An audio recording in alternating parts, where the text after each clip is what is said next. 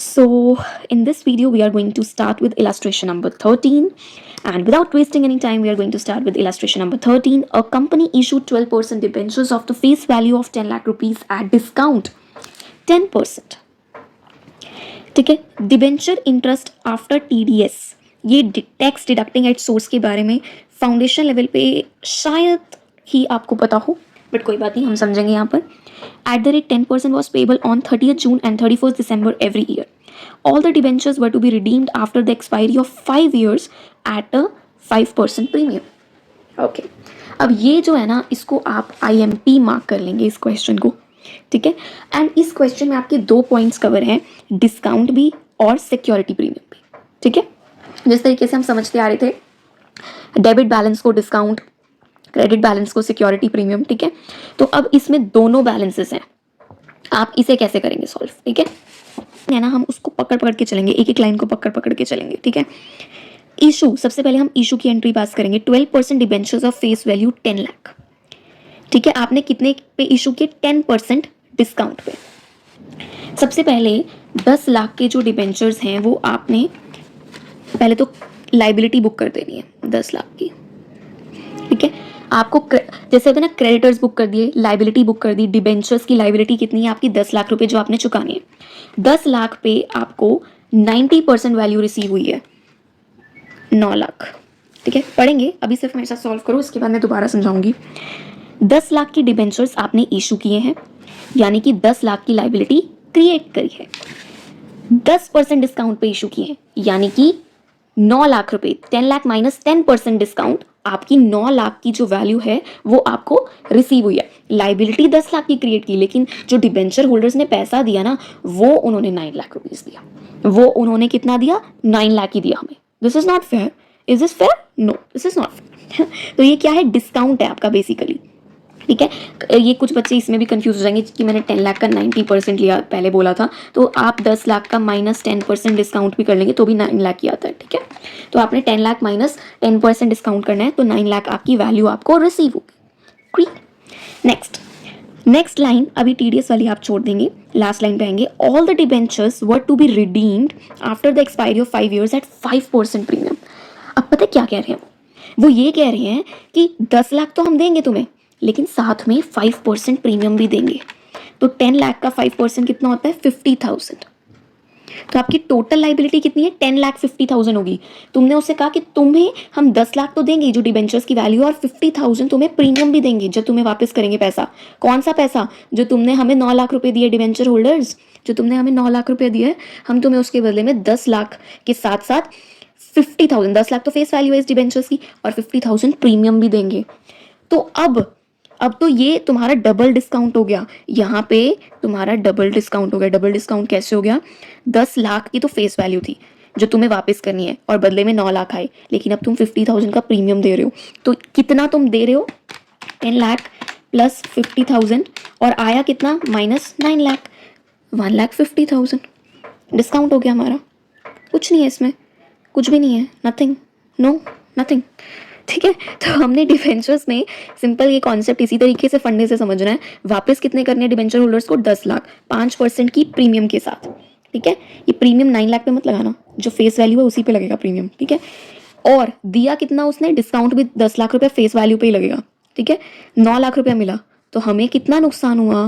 1,50,000, ठीक है. मेरे पीछे से अगर आपको शोर आ रहा है तो मैंने बहुत कोशिश की, सारे दरवाजे बंद कर कर बैठी हूँ. Still I will try to overcome. तेज बोलती हूँ ना. अब हम इंटरेस्ट का पॉइंट समझेंगे. इंटरेस्ट का पॉइंट क्या कहता है? एक्चुअल में आपको ये नहीं पता होगा कि इसमें कोई इंटरेस्ट का पॉइंट भी है. चलो कोई बात नहीं. अब मेरी बात ध्यान से समझना. TDS, ठीक है. TDS क्या है? अच्छा, एक चीज़ और, ये मैंने यहाँ स्पेशली पॉइंट नोट किया है. कई बच्चे इसमें ये कंफ्यूज हो जाते हैं कि इसमें एप्लीकेशन वाली एंट्री नहीं की. Application, allotment, call money and all. देखो बच्चे, यहाँ पे कोई कॉल मनी और आपकी अलॉटमेंट की एंट्री तो थी नहीं, पर हाँ, अगर आप एप्लीकेशन अलग से दिखाना चाहते हो ना, तो बैंक टू एप्लीकेशन 9 लाख हो जाएगा, और यहाँ पे ड्यू की एंट्री सेम पास हो जाएगी, बैंक की जगह एप्लीकेशन लिख सकते हो आप, ठीक है. तो आप उस कॉन्सेप्ट से भी कर सकते हो ये इलस्ट्रेशन सॉल्व, कोई दिक्कत नहीं है. और इन केस अगर ये सेम इलस्ट्रेशन आ जाती है तो ICAI ने यहाँ पर एप्लीकेशन वाली एंट्री को मतलब लिया नहीं है, क्योंकि वो नील इफेक्ट हो जाता है. बेसिकली एक ही एंट्री में उन्होंने कन्वर्ट कर दी है 2 एंट्रीज को. तो आप ऐसे भी कर आ सकते हो if you have lack of time in your paper. But still अगर आपको लगता है कि नहीं हमें वही कॉन्सेप्ट चलना है, एप्लीकेशन ये वो जिस तरीके से आप करते आ रहे हो तो भी कर सकते हो, कोई दिक्कत नहीं है। बस आपकी एंट्री क्या हो जाएगी, bank to debenture application 9 lakh और डिबेंचर एप्लीकेशन डिस्काउंट और ये सब सेम रहेगा, बैंक की जगह इस एंट्री में एप्लीकेशन वाली एंट्री आ जाएगी, दैट्स इट। ठीक है, अब मेरी बात सुनो, टीडीएस समझो क्या होता है।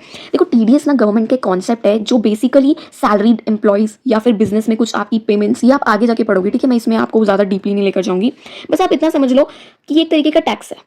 ठीक है, और टीडीएस वैसे जरूरी नहीं है कि सिर्फ इनकम पे लगे, ये बिजनेस में अगर आप आगे देखो तो पेमेंट के बेस पे भी लगता है। ठीक है, पर फिर वही बात है, मैं डिटेल में लेकर जाऊंगी तो कोई लेना देना है नहीं, it's just wastage of time. अभी के लिए मैं आपको सिर्फ ये पॉइंट समझाने के लिए इतना बता देती हूँ कि जो टैक्स है ना वो किस पे लगता है, आपकी इनकम पे लगता है। टैक्स जो है वो इनकम पे लगता है। अब ये जो हमने एंट्री सॉल्व की, इसमें आपको कोई भी इनकम नजर आई, इसमें कोई भी इनकम नजर आई, आपको पैसा आ रहा है, आप पैसा दे रहे हो, या आपको लॉस हो रहा है। ठीक है, यहाँ पर कोई इनकम नजर आ रही है, यस, सिर्फ एक इनकम नजर आ रही है, जो डिबेंचर होल्डर्स है ना वो आपको 9 लाख रुपया दे रहे हैं। ठीक है, बदले में उन्हें 12% का इंटरेस्ट मिल रहा है। रिडम्पशन वैल्यू की बात नहीं चल रही है, रिडम्पशन वैल्यू को आप इनकम यहाँ पर वो मत करना। रिडम्पशन वैल्यू तो ये हो गया ना कि 10 लाख की तो फेस वैल्यू थी। ठीक है, आप इसे इनकम अभी के लिए कंसिडर मत करो, आप ये देखो कि जो इंटरेस्ट इनकम है वो है आपकी इनकम। ठीक है, इंटरेस्ट इनकम, और आपकी नहीं, डिबेंचर होल्डर्स की। किसकी है, डिबेंचर होल्डर्स की।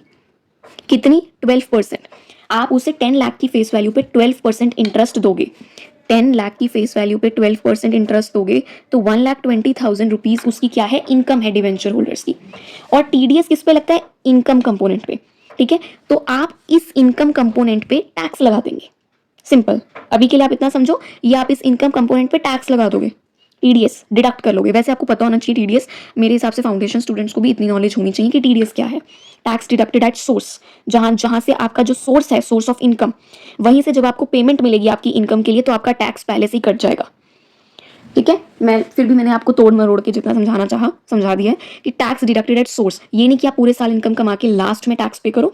जिसी टाइम आपको इनकम एक्रू हुई, जिस टाइम पे इनकम रिसीव हुई, ठीक है, डिपेंड्स अपॉन द सिचुएशन कौन से सेक्शन में टीडीएस डिडक्ट हो रहा है, तो सिंपली आप ये लेकर चलो कि ये आपकी इनकम है और ये आपको एज इट इज इतनी नहीं मिलेगी, इसमें से पहले ये टीडीएस डिडक्ट होगा और रिमेनिंग अमाउंट आपको इंटरेस्ट जो है डिबेंचर होल्डर्स को इनकम मिलेगी।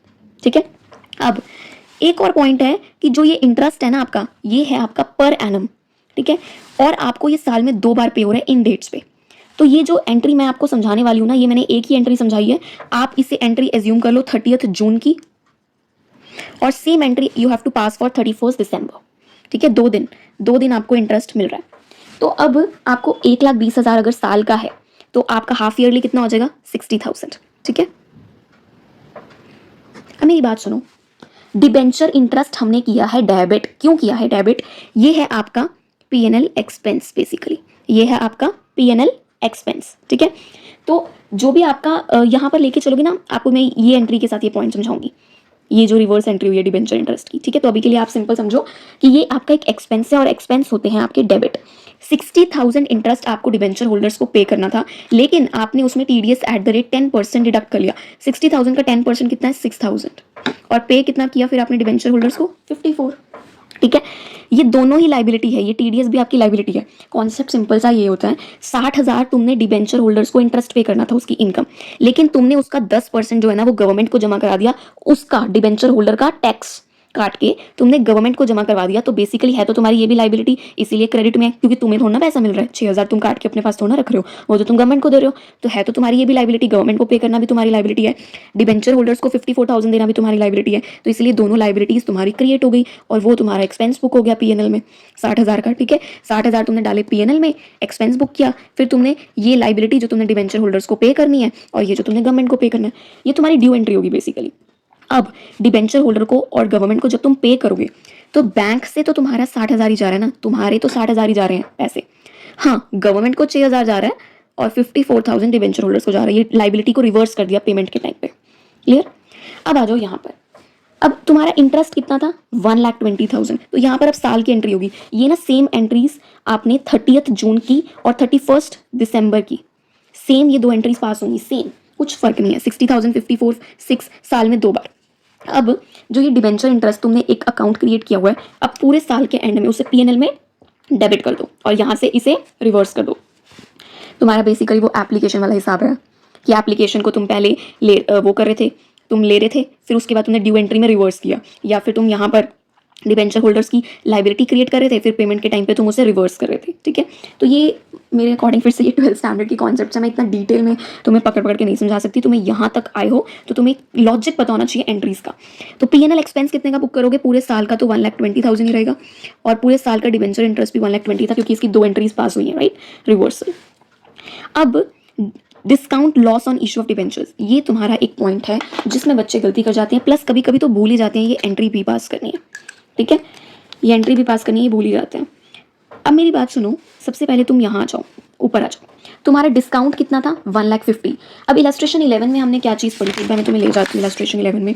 स्ट्रेट लाइन बेसिस पे तुमने हर साल जो है इसे राइट ऑफ किया था, एंड मैंने तुम्हें इलस्ट्रेशन 11 में एक चीज़ समझाई थी कि मैंने समझाया था कि ये पॉइंट में तुम्हें इलस्ट्रेशन नंबर 13 ये मैंने लिखा भी है, उसके लिए समझा रही हूँ कि 1/5 जो है तुमने हर साल इतना राइट ऑफ करना है, दैट मीन्स P&L में बुक करना है, ठीक है। तो ये जो राइट ऑफ एंट्री है ना, तुम हर साल इंटरेस्ट तो P&L में इतना डाल रहे हो, लेकिन ये डिस्काउंट कितना डालोगे? यहाँ पर भी आपके 5 ईयर्स हैं, तो सेम कॉन्सेप्ट में 1/5 लगा के आपने इतना P&L में बुक कर देना है। This will be your 30,000।